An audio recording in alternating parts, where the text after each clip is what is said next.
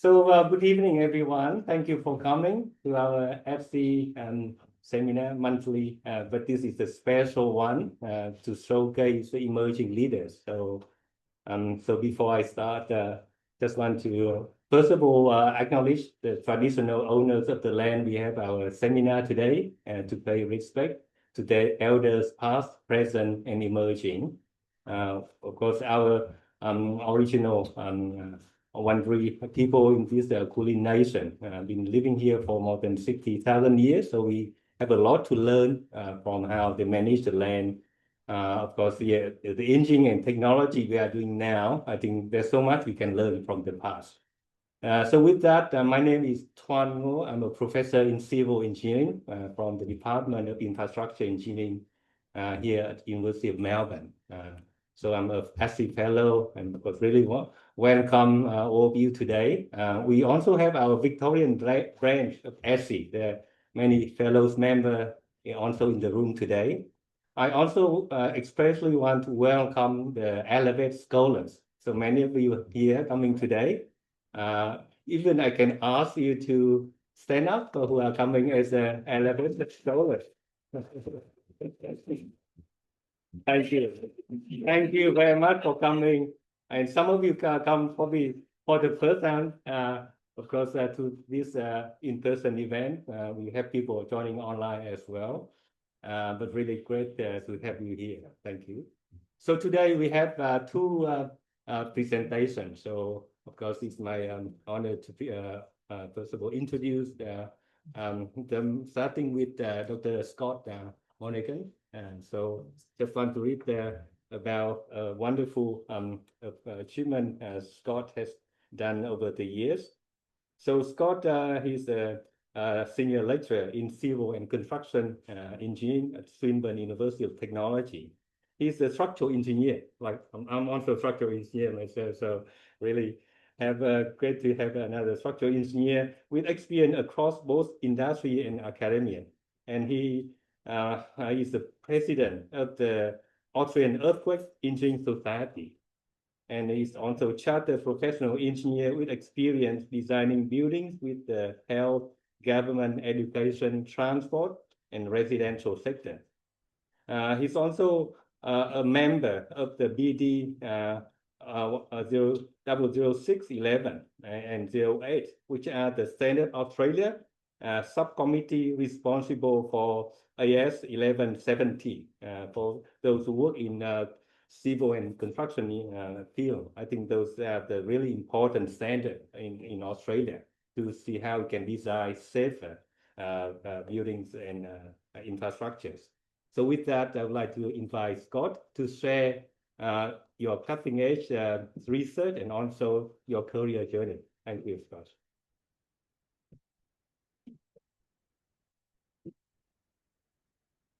All right. Thanks, Tuan, for the welcome and also the invitation tonight. I was a student at Uni Melbourne about 12 years ago. I had a lecture from Tuan on blast engineering. Still remember that, so it's nice to be back here, come full circle. So tonight I'm going to be presenting on one of the major aspects of my research, which is really looking at the seismic resilience of multi-storey buildings in Australia. And we're going to look at it through a few lenses. It's really, what we're doing in terms of building code improvements, education, and also the development of new structural systems. So just a bit of an overview.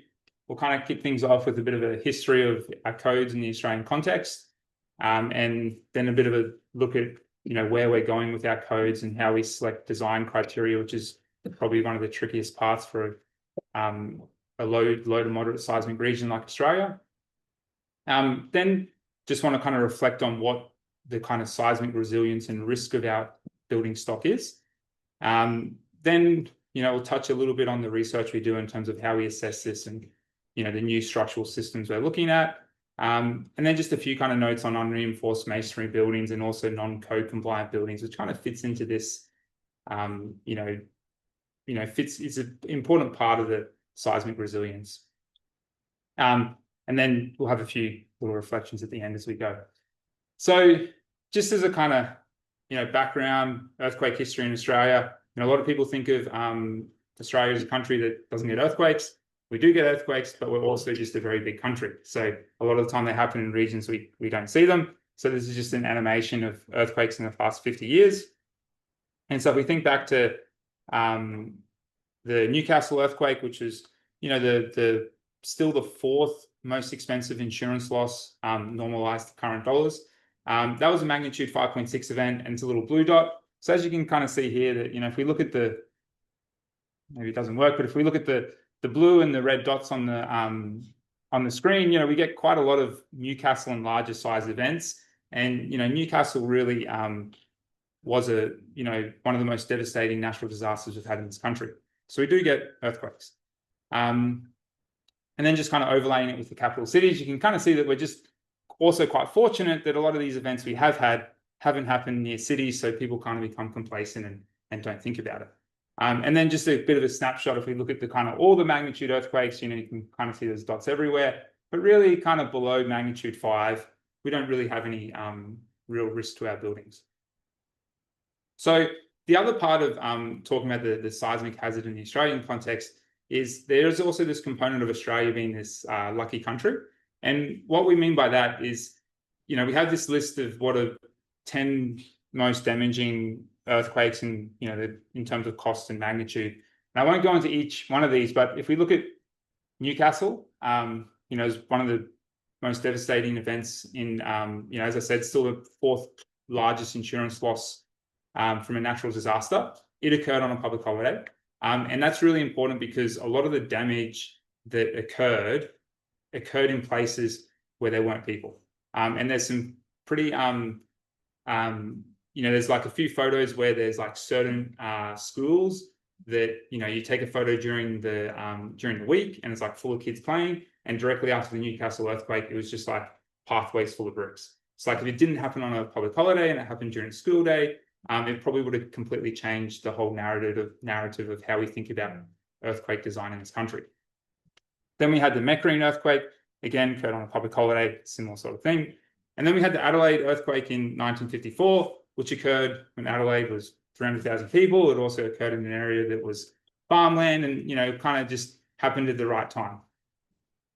So it all kind of builds towards this idea of like, we've been a little bit lucky that these things have happened at the best times for them to happen to minimize the effect. But also what it means is from a design point of view, we've also become incredibly complacent in terms of the way we think about this hazard.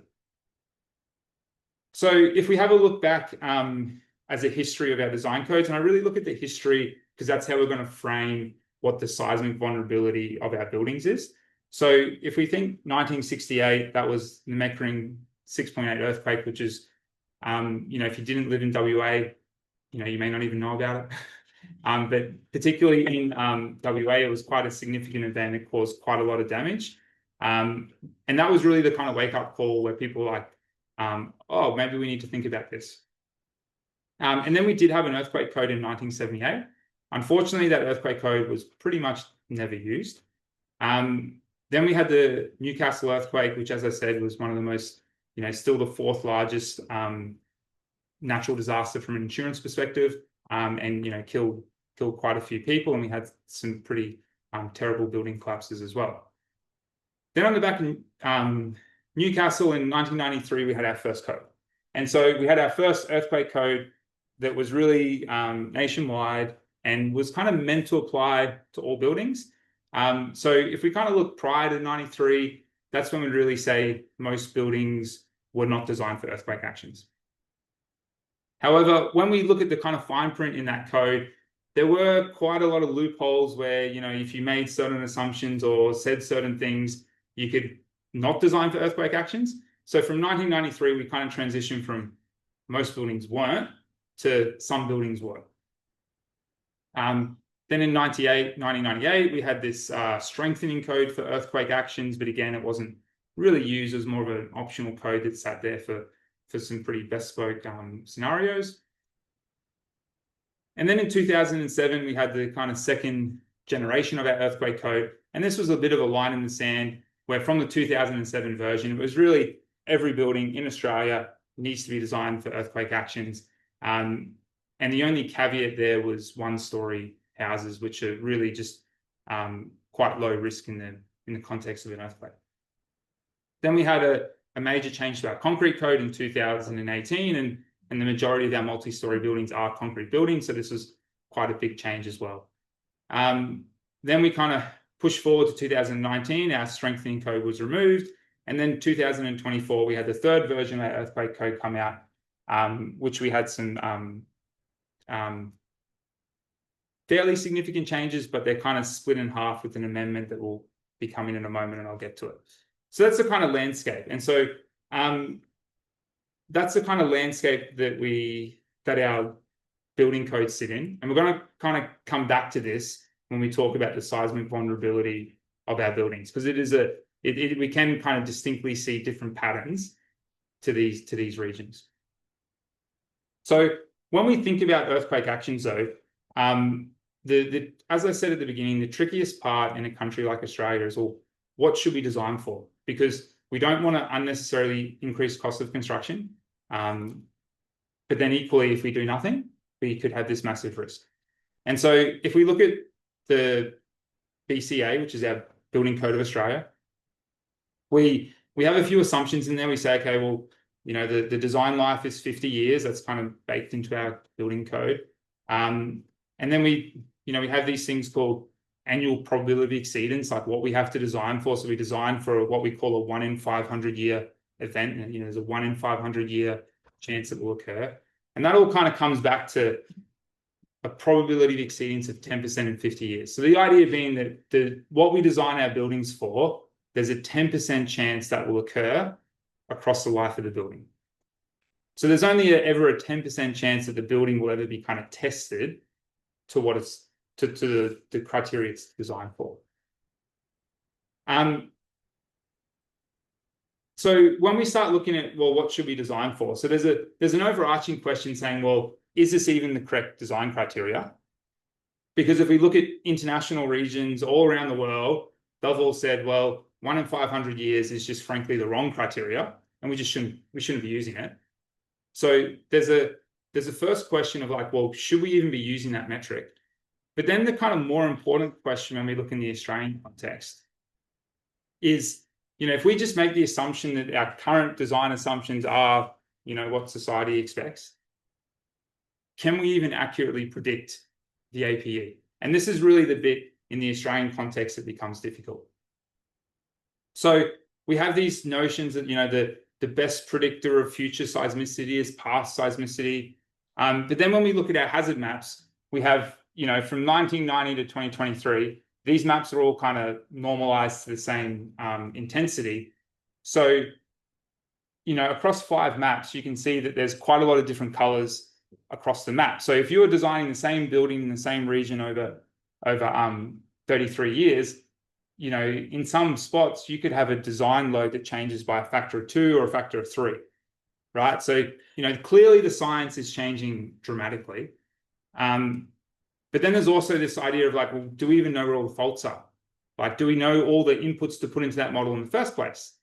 And then most large earthquakes have recorded on unknown faults. So, you know, Newcastle was an unknown fault. It just kind of happened. It wasn't completely unknown, because if you talk to a lot of the local Aboriginal people of that area, they have stories going back 10, 20, 30, 40,000 years about kangaroos hitting their tail on the ground and causing earthquakes in Newcastle. So it's not completely unknown, but to the scientific community, it was an unknown event. And then if we bring it back to Melbourne, like most people don't realize, southeast of Melbourne, we have a fault that's capable of hosting a magnitude 7 to 7.5 earthquake. Now, that earthquake, like a magnitude 7 earthquake 40 kilometers from Melbourne, would probably be 5-6 times the load for what we currently design for, right? But then there's a question of, well, is it even active? And, you know, this is where you talk to like the geologists, and they talk about these different things about the way the land moves across the fault. And, you know, you talk to some people, they say there's evidence that there's 2 magnitude 7.5 earthquakes in the last 100,000 years, which 100,000 years is a small time frame for geologists. But then there's other people who say, well, actually, you know, what you're talking about there is not true, and this is not right for this, and water levels change and this and that, and there's been no earthquakes. So then the question is like, well, do we just ignore this? Like, how do we take this into account in our you know, if we're ultimately trying to design for some probability, how do we account for this? So in the context of our design code, we've got to do something, but you know, the maps are currently 25 years old. The science has gotten a whole lot better, but ultimately our earthquake catalog's 200 years old, and we're trying to predict things like 2,500 years into the future off a little 200-year snapshot.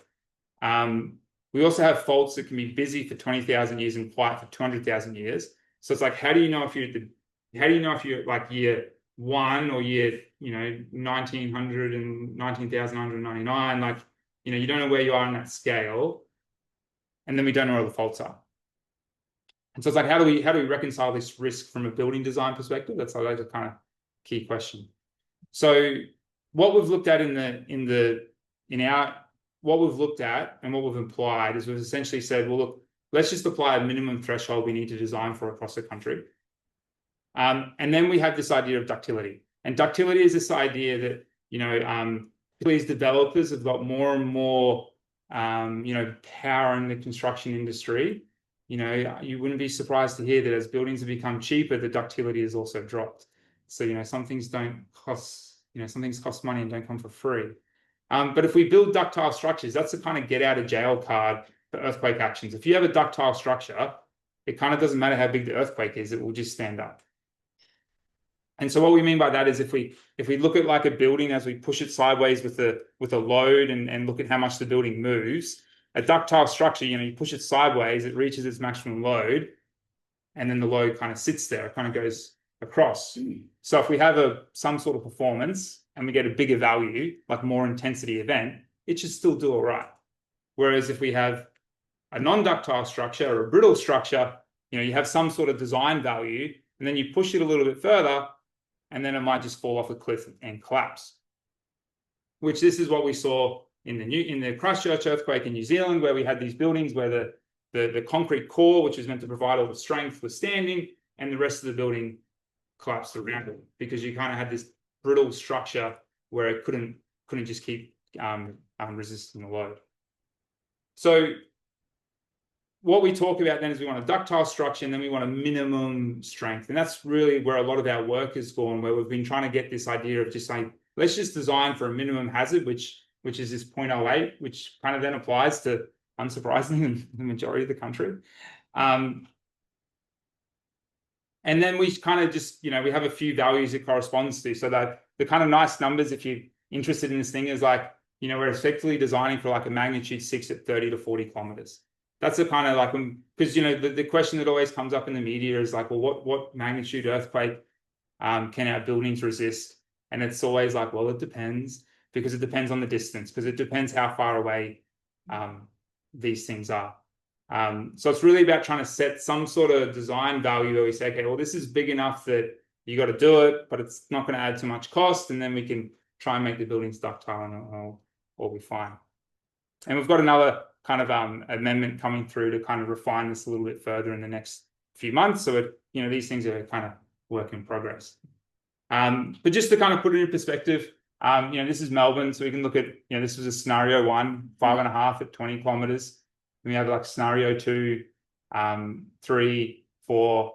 And so, you know, when we talk, you know, so the idea being that, you know, as you get a larger magnitude, it can occur further away and still we have the equal intensity.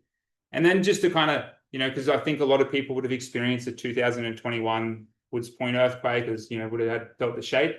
But, you know, when we look at that, that was a magnitude 6 event, but it was at 115 kilometers. So all of a sudden you can go, well, if there's 115 kilometers and where our design events at 30 to 40, it's probably not that big a deal. So what does this mean in terms of like the seismic resilience of our building stock? So we kind of think about it in 4 phases, where if we go back to our original timeline of our codes, we kind of have this first phase here, which was really like pre-computers, generally conservative designs. And we had these buildings where you'd have these like symmetric floor plans, little bit of over design, and you know, for the most part, it's pretty robust. So it's kind of like if you're in an old building, you're actually in probably one of the safest buildings. You know, sometimes you have these odd things where you see movement joints and these kind of strange things you don't know why people do what they did, but you know, for the most part, it's pretty good. Then we kind of go into like phase 2, where some buildings are designed for earthquake actions, and you know, engineers are starting to, you know, get a bit sharper with the pencil. But for the most part, we still had like quite symmetrical buildings, you know, good reinforcement detailing, well-built structures, and it was pretty good. And then we kind of, this is a bit that people don't kind of find a bit surprising. We then move into the early 2000s, and our resilience kind of gets lower, where we start introducing like poor construction practices. So we kind of get, you know, it was pretty good, and then we're meant to get smarter, but things get worse. And we have a bunch of things that aren't actually good. And then we kind of move into the more modern time, the kind of in the last about 10 years, and things are definitely improving. But we kind of had this like, you know, period where things actually got worse. So I'm conscious of time. I'm going over here. So what I'll 2 more slides and I'll wrap it up with, you know, how do we assess the seismic resilience of our buildings? So at Swinburne, one of the we have a great structures lab, and so one of the things that we have there is our MAS system, where we can test large scale structures. And so this is essentially a test machine where we can put anything we want underneath it, and we can apply 100 tons of force horizontally, and we can apply that in both directions. We can apply 400 vertically, and then we can also apply moments. So we can kind of put, you know, structures underneath that and apply whatever sort of real world loading we want to test. And so just as an example, you know, because I think this is a nice video because it kind of wraps up my journey a little bit as well, because it's got a bit of my PhD testing in there as well, is so this is where we're testing a precast concrete lift core, and it's a bit of a time lapse showing through construction and also kind of putting it together, you know, putting the specimen together and testing it in the mast. So we kind of start, you know, pouring the panels in the factory, then we bring them into the lab at Swinburne, and we're building our precast lift core. So the lift core provides all the strength to the building. So kind of assembling it all together, grout it all up. A few happy snaps in there. Got to paint it all. Got to make it look nice. Then we put it into the machine. You kind of bolt everything up. We put the instrumentation on there, and then we apply this sideways load, and you'll actually kind of start to see it. I just failed there. So you know, so it's pretty impressive when you see like a 10-ton bit of concrete break. And then this is just another specimen. This was for a cast in situ, so a different type of lift core, where, you know, again, applying this sideways load. And you can kind of, you know, see down the bottom, it's starting to break up, and we actually have what we call an axial load failure here, where the whole thing will squash. Becomes quite dramatic. Oh.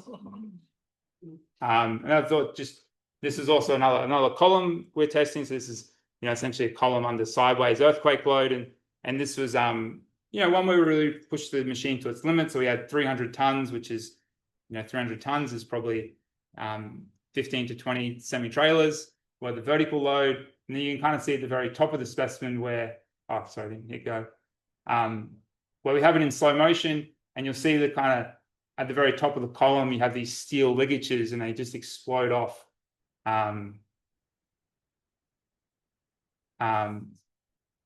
As it kind of, and then the kind of whole thing just collapses.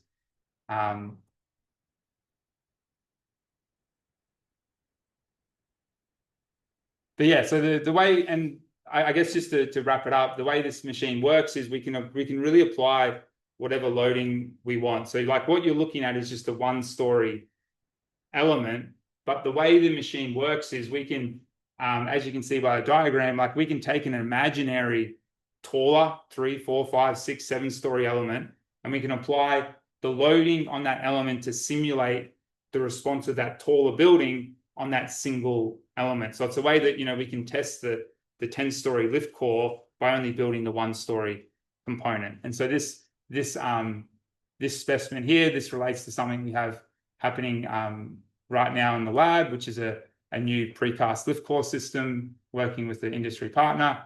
And yeah, and then this here, we're just kind of moving it back and forward, which is simulating earthquake actions, but there's kind of no dramatic failure on this one. It kind of just all fails at the base. And but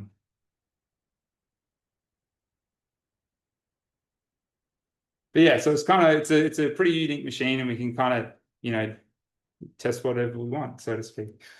So I had a few more slides, but I am conscious I'm running over time, so I'll probably just wrap it up there. So yeah, look, appreciate you coming along tonight. Thank you. And thank you very much, Scott.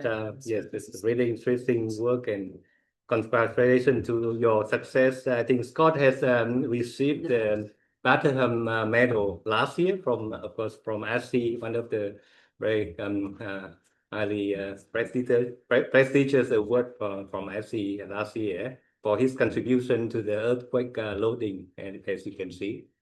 So with that, I'd like to so we will hold the question to the end, because I think with the time, I want to move on to introduce our second speaker. So we have Associate Professor Huacheng Zhang. Huacheng, she's an NHMRC Engineering Leadership Fellow and Associate Professor in Chemical and Environmental Engineering at MIT University. She has received her PhD in Physical Chemistry from Institute of Chemistry, Chinese Academy of Science in 2014. She then worked as an assistant professor at the Technical Institute of Physics and Chemistry, and followed by postdoc research fellow and then lecturer fellow in the Department of Chemical Engineering at Monash. And since joining MIT in July 2020, she has received the MIT Vice Chancellor Research Fellowship, the ARC Future Fellowship in 2020, and also the MIT Vice Chancellor Award for Research Excellence in 2021. So with many awards, we really want to hear your journey and also exciting research. Thank you, Huacheng.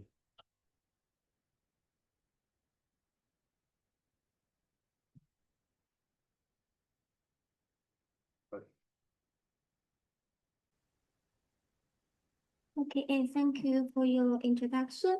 And can you hear me? Yeah. Good afternoon, everyone. I'm Huacheng Zhang. I introduced. I'm from MIT University. So the mic over, not that one. That's the other way. Yeah, the one. Yeah. okay. Yeah. Perfect.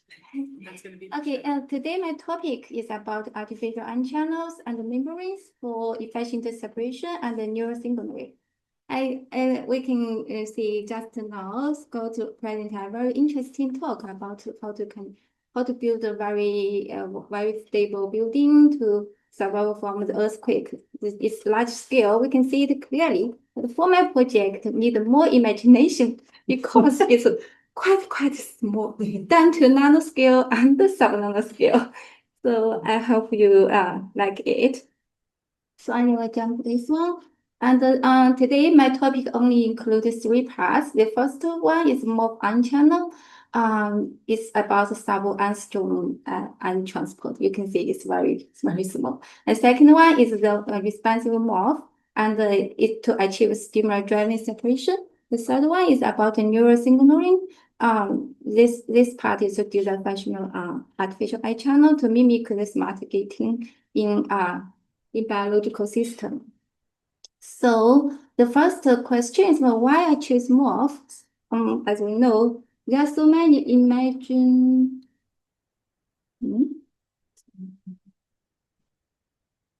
there is so many imaging material you can see from one dimensional to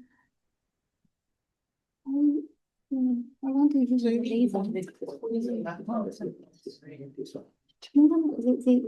Sorry, did. Oh, Yeah. sorry.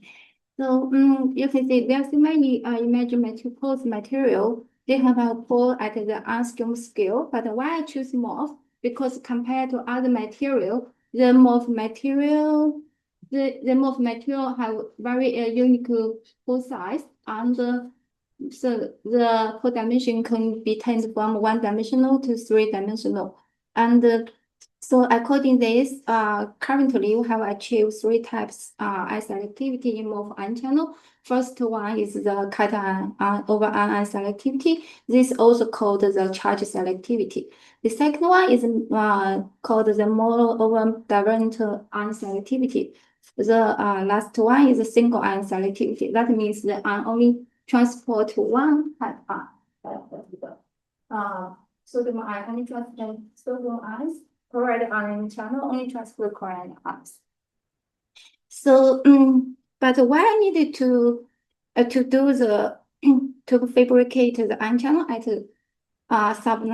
sub-nano scale?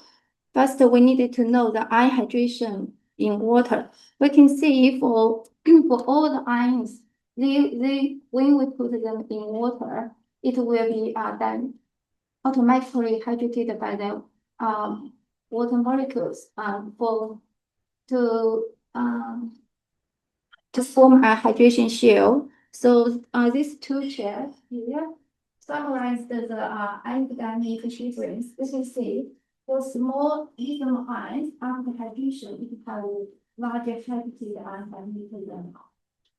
Maybe you can use them now. I think because I think you can probably use this one too. Yes. Yeah. I think that's, is that okay? Yeah. Yes. So you can see the lithium ion have larger hydrated ion diameter than sodium ion, and also the hydrated diameter is very different from monodivalent cation to monovalent cation to divalent cation and trivalent cations. But for ions, we can see the hydrated ion diameter are randomly distributed. That means the ion separation is more difficult compared to the cations. So to design the artificial ion channel, the other a very popular example is the biological ion channel exists in the living system. You can see we can see the light. We can sense the external temperature change, things like that. That all because of the ion channels on our skin. So for biological ion channel, take the biological potassium ion channel, for example, it can achieve super high ion selectivity. You can see the potassium ion over the sodium ion up to selective up to 10,000. But we know the ion, why it automatically change. But when we can see the ionic diameter is very close, only 0.3 angstrom difference. So similarly, when we compare the morph material, take ZIF8 for example, it has very similar pore size comparable to the biological one, and you can see small window, large cavity, very similar to the biological potassium ion channel. So and similarly, morph can also have very easy to obtain the surface chemistry according to the organic ligand, and also can accordingly turn the selectivity by the pore size pore structure design. Our first work is built based on the morph material. We goes a thin layer of ZIF8 onto the AO support. For this support is 200 nanometer. It's quite larger than the ionic diameter. After goes ZIF8, the pore size reduced to 3.4 angstrom. You can see this one, the ionic transport property is for the AO support. You can see I transport is follow the hydrated ionic diameter. Large ions has a slow transport rate. But but maybe I change. Write automatically. Sorry. But after the go leaf 8, you can see the I transport order reversed. That means a leaf 8 layer play a very important role to switch the I transport or rate of the monovalent catalyze. We suppose that for the nanochannel, you can see all ions transported in the hydrated states, but in leaf 8 pores, I may dehydrate when it enters the small window and rehydration when the exit the window. This has confirmed by the molecular dynamics simulation. We found that in leaf 8 you can see the here. You can see here in leaf 8 the hydration share indicated by the hydration shell diameter is reduced in the leaf 8. After dehydration, the dehydrated lithium ion is much smaller than the potassium and sodium ion, so it can transport very fast. So our work is the first demonstration about the MOF-based ion channel can achieve biological level ion selectivity. So we also compare these 8 pores with other tools. Other two MOF you can see here. For this 7, because the pore size is very small and super hydrophobic, it can transport ions. But for UL66, because of its large pore, its selectivity cannot comparable to the leaf 8. But for these 3 types of MOF, it designed without functional group. So our second work is to design a MOF-based ion channel with a functional group, the carboxylic group. Why we choose the carboxylic group? Because it can coordinate with the metal ions. You can see we grow the MOF crystal into the nanochannel, and after test the substrate and the MOF channel, we can find this kind of channel can achieve super high potassium over mechanism selectivity up to 1000. This is the highest ion selectivity achieved then. We also did the MD simulation to calculate the energy barrier that the ions needed to overcome. We can see the potassium ions needed to overcome lower energy barrier compared to the large mechanism ion. Following the same design principle, we also fabricated the artificial sodium ion channel, proton channel, fluoride channel, and the lithium selective memory. Especially for the lithium selective memory, its ion selectivity can be turned from 19 to 1000 and can be used for treating a series bronze with mechanism over lithium concentration ratio from 16 to 0.2. In addition to the surface chemistry regulation, we also look at how the pore dimension effect on the ion transport. This work, we compiled 3 types of MOF. One, the MIL53 with a one-dimensional channel, and the Arimu TCPP with 1D and 2D combined ion channel, and the UL66 with 3D channel. When we after study the ion transport property, we found that 1D channel show higher ion conductivity. 3D channel with window cavity structure have higher ion selectivity. So this offer the suggestion for future work on ion transport in investigation. So now I move to the second part. In addition to fabricate the MOF into the membrane with ion channel structure, our work also do some research on the MOF adsorbents for efficient separation. Different forms of channel structure. This you can see we can just use the MOF particle for separation. And when we design it to be responsive, because we can use the external stimuli to drive the separation processes to make it more energy efficiency, things like that. So our first work, we designed a thermal-responsive MOFs. This can be used for water desalination. So we incorporate a thermal-responsive polymer into the MOF channel, and then at the room temperature, this kind of MOF can adsorb both cation and anion.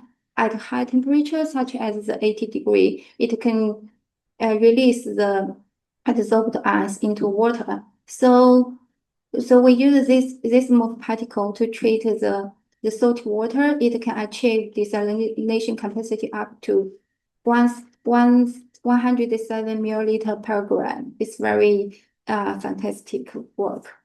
And also we can see once we use the thermal as the driving force, it's a little bit energy intensive. So our second work, we incorporate the light responsive molecule into the MOF pores. For this kind of MOF, we can adsorb the ions under the dark condition and then release the ions into water under the visible light. So for this kind of way, we can desalinate the salty water without any without high energy. So for this one, the desalination capacity can achieve 80 milliliter per gram. In addition to the water desalination, recently when we incorporate the light responsive molecule into the MOF with smaller pore size, such as the left one is about 8 angstrom. The right one is the pore size only 6 angstrom. For this one, it can achieve selective adsorption of lithium over the mechanism. This also can be used to treat lithium extraction from the salt lake water and the brines. As the third part is, in addition to the membrane separation, my work mainly also focus on to mimic the neural signaling to design artificial ion channel to mimic the smart gating functionality in biological ion channel. So this part of research is have done for over 10 years, and it's involved from nanoscale to sub-nanoscale. So the first work I would like to introduce is when I was a PhD student. I got to know that different biological ion channel, the biological ion pump, such as the sodium potassium ion pump, can pumping ions from the low concentration side to the high concentration side. This is all because of the pump have two gates. It can open and close automatically compared to the single gate ion channel. So inspired by biological ion pump, for this work, I designed a single-shaped nanochannel and then functionalized the nanochannel with the two pH-responsive polymer. One is PVP and the other is PAA. So by regulating the pH stimuli alternatively or simultaneously at the two sides of the channel, it can repeat the 3 types of gating processes found in biological ion pump. Following this work, I also designed the channel shape and attended the surface chemistry and also incorporate the supermolecular interaction into nanochannel to achieve multi-pack gating functionality. This type of gating nanochannel can be integrated to nanofluidic devices for controllable drug delivery or biosensing. Our first investigation is that we integrating the oscillating chemical reaction with the responsive ion channel membrane. So we can you can see the nanochannel can gating automatic periodically, open close periodically, and then deliver the carbon molecule you can see here automatically. So and periodically. This is very important to design the automatic and periodical drug delivery device. Then we also try to reduce the ion channel to sub-nano scale. We found that for sub-nano channels, it can show enhance the on-off ratio to one order of magnitude over the nano channels. So we can think, and in addition to the enhanced on-off ratio, we also found the pH expansive metal ion involved channel. For example, for the UlGO66 with 2 cup silicon sub-nano channel, it is because the surface charge is pH expansive. So when we change the pH from 3 to 8, we found that the eye conductance of potassium ion increase, but for the magnesium might reduce. So we can see the eye selectivity is tend from 100 to 10,000. It's very impressive results. So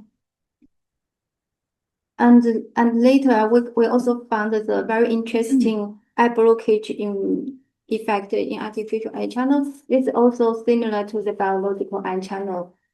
So we can find the proton transport can blocked by the metal ions. So you can see even we mixed the chloride, so the hydrogen chloride with other metal solution, but the conductance decreased. That means that the proton transport has been blocked by the metal ions.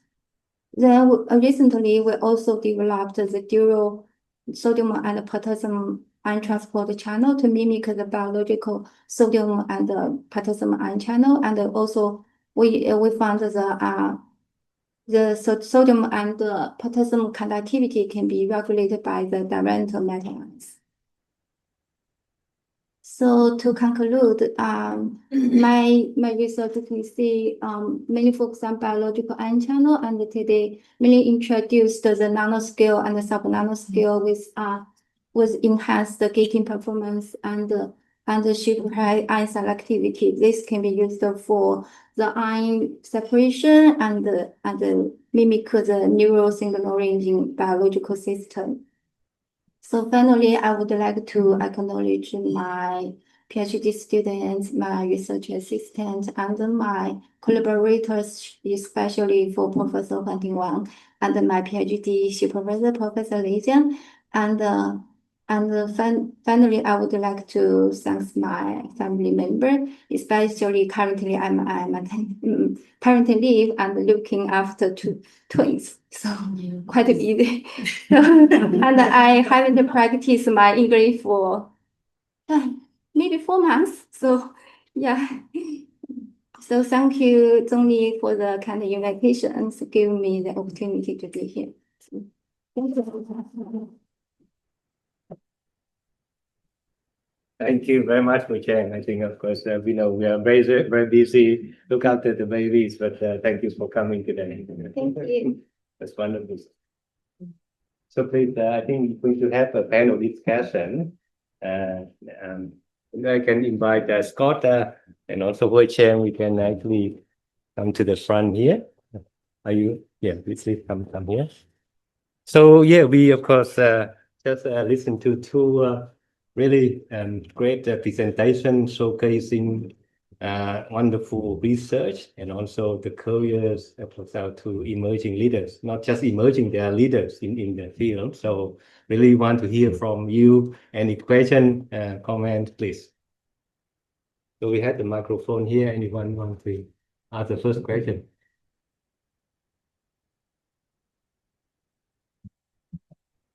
Sorry. Hi, I'm Derek, CSRO. So I have a question for Scott. I'm really interested to know, 3D printed buildings. So how do these perform under earthquake situation? And do you have any insights to share with us? Thank you. Thank you.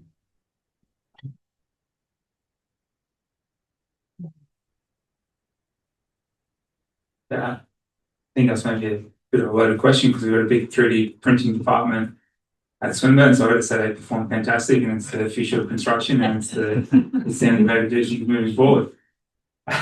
No, kid. I think like a lot of things, it depends. I think when we're talking low rise, particularly single story construction, which is what a lot of 3D printing is targeting at the moment, they won't be too bad, just because when we look at one-story houses, particularly because the thing about earthquake actions is it's really the mass that generates the damaging forces. Now, obviously, 3D printed, concrete is heavy, but the roof is still light. So where we see the risk really increasing is essentially when you have a structure with a suspended concrete slab, which a lot of 3D printing construction doesn't have, at least at the moment. When we talk about maybe the future of 3D printing, where you do have multi-story construction, 3D printed structures in that context, the 3D printing is really just generating the profile, and you still have reinforcement and concrete inside it. And so really the performance is going to come down to what you do with that reinforcement inside it, which really is exactly the same as how we build today. So I think when we're talking a one-story residential, not that I've looked at it, not that I don't think many people have looked at it, I think the risk is low because the mass is low. But then when we talk, if we try to do multi-story, you're really building in the same way we currently build, just with the new technology. So, but yeah, I mean, it's an area that hasn't received a huge amount of attention. Like a lot of people have been focusing on how do we do it, but then there's this other side of, well, how does it perform? How do we design it? That's a bit to look at. Thank you, Scott. And another question. Yes, I got one from Stan.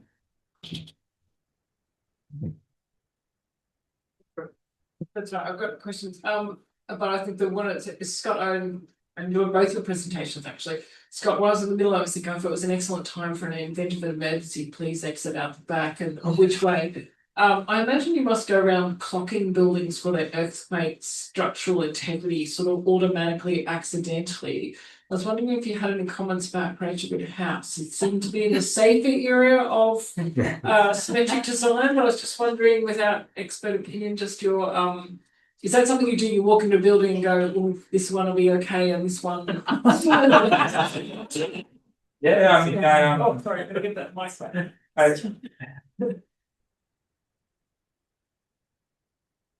I mean, to be honest, I don't know if I look at it much from an earthquake point of view, but I mean, my background, I was a consulting structural engineer. I spent more time in industry designing buildings than I have in academia. And I think there's an element of what you're saying, which is absolutely true. But I think it comes more from my side as a consultant, less so than looking at specifically with earthquake engineering. But yeah, it's hard to turn that off. I mean, I think Graduate House probably isn't too bad. I've looked at a number of the Uni of Melbourne buildings, as the company I used to work for used to do the yearly inspection of the Uni of Melbourne building stock. As you can imagine, there's quite a big building stock Uni of Melbourne owns. A lot more, a lot of money here. But yeah, there's a few Uni of Melbourne buildings, let's say there's a bit of a question mark, but we won't freak anyone out and tell them which ones. Ignorance is bliss, right? Many universities, it's okay. Yeah. Thank you. I try to pitch for new buildings, so Huacheng, really good presentation. We've got some young people in the room here. Can you comment a little bit on how important mentoring has been to you in getting you where you are, or I suppose just generally reflecting, but particularly the role of mentorship, and for the young people here, how they perhaps go about identifying who would be a good mentor and how they build that story?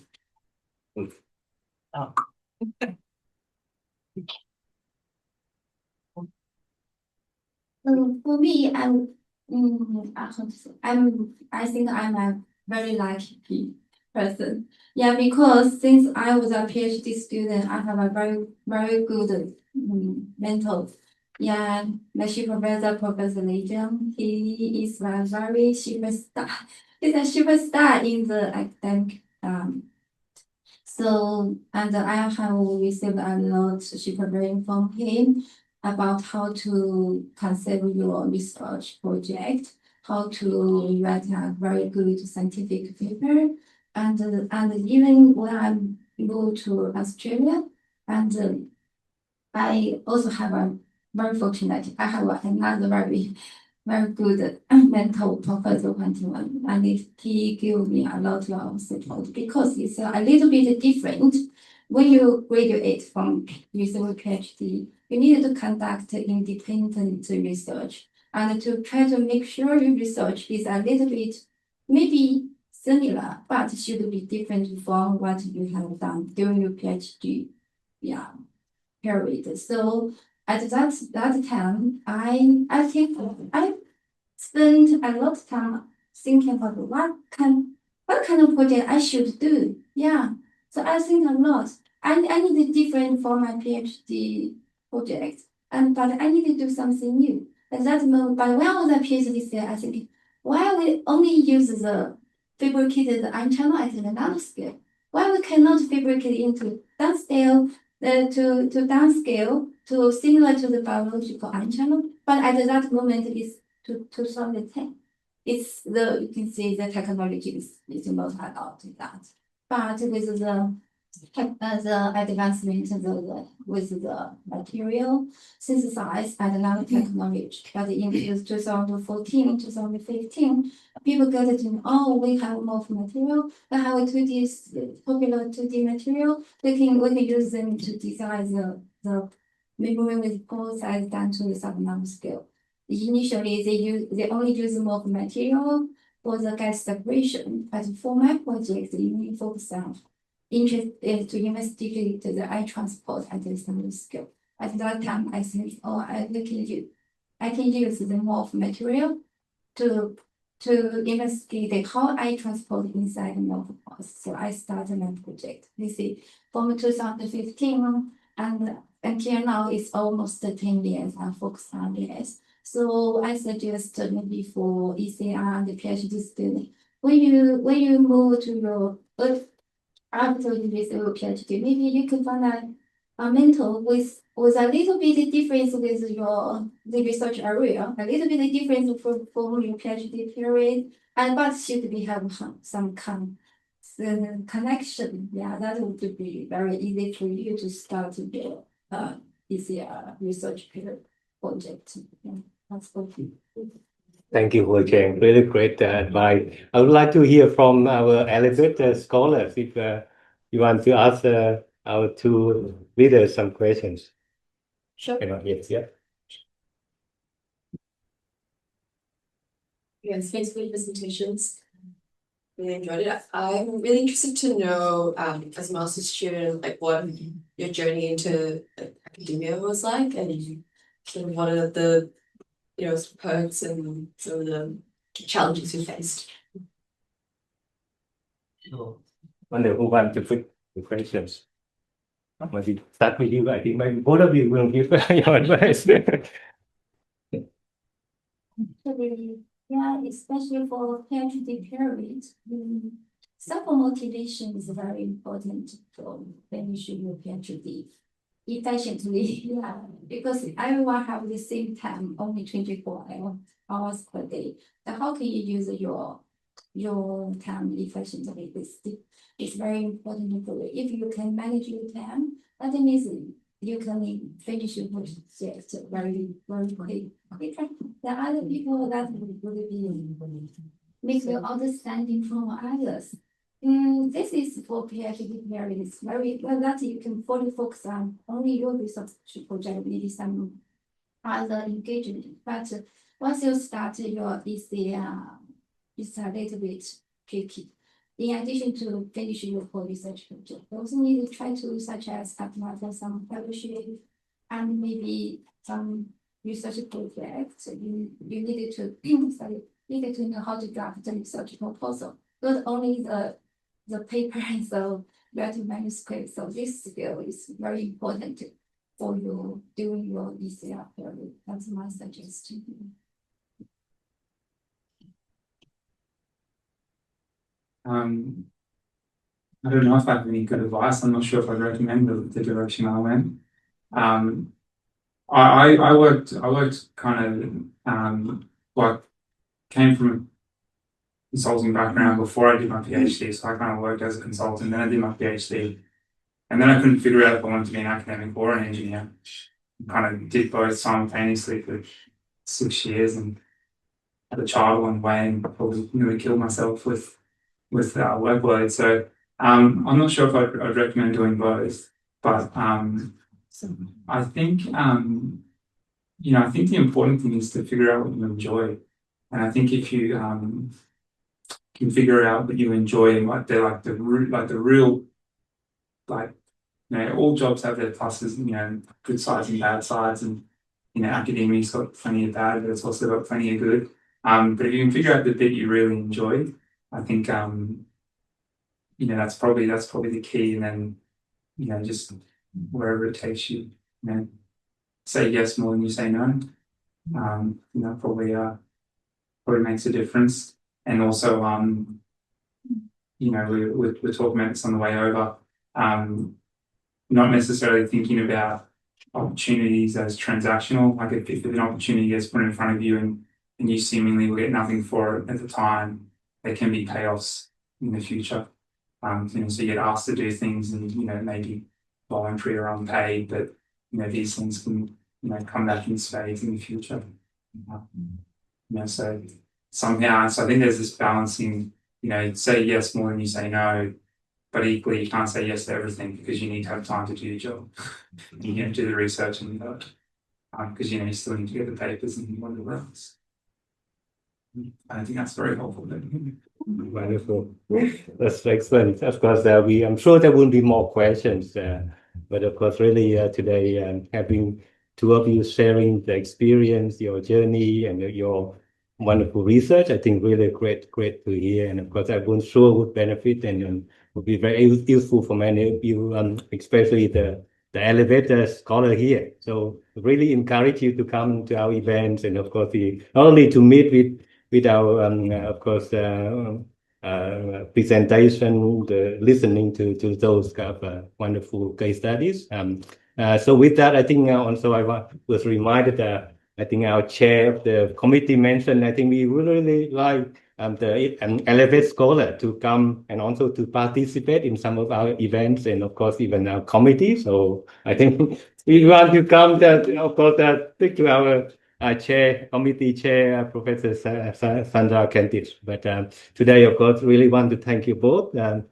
Scott and Huacheng. And of course, on behalf of the branch, the committee, we actually have just a small gift, a couple of thanks to present to you. And of course, you have it.